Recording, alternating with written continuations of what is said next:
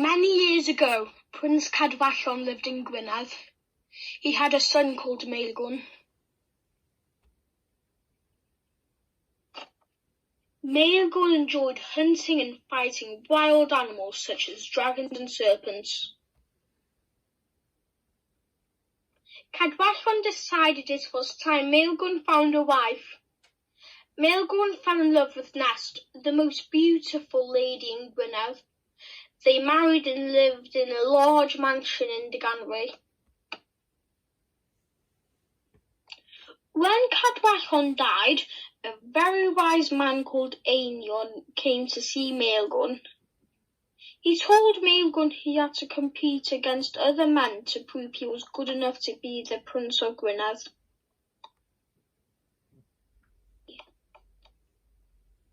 They all went down to the beach when the tide was far away on the horizon. The person who is able to stay put the longest when the tide comes in will be the new prince, said Maelgwn.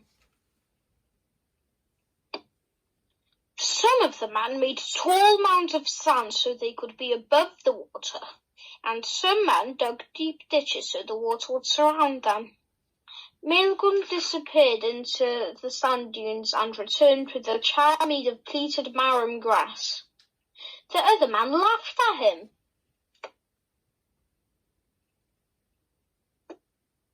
When the tide came in, the sea knocked down the mounds of sand and filled the ditches.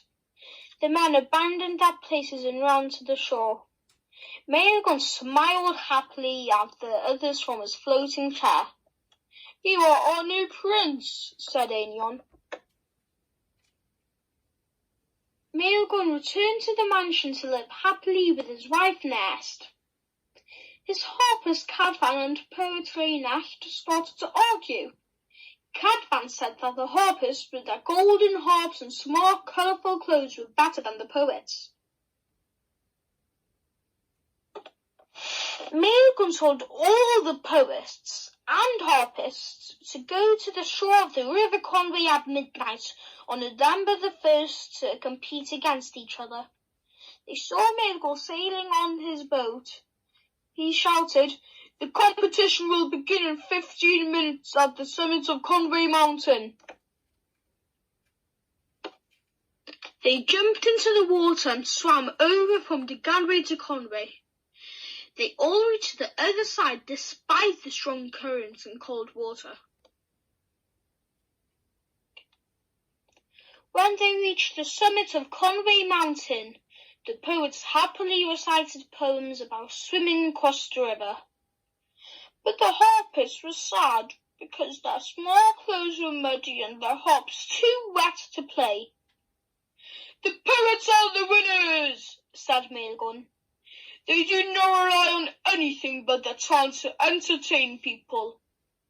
Cadfan never argued with Rheinald again.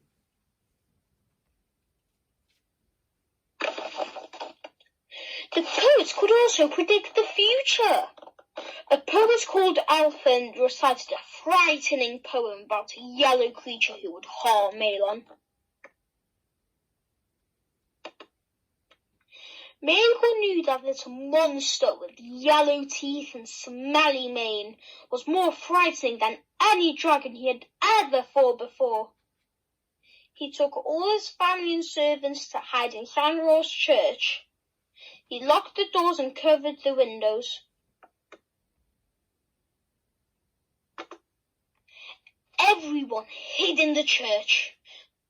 When they heard a scary noise coming closer, Maelgwn looked through the keyhole to see what was happening outside.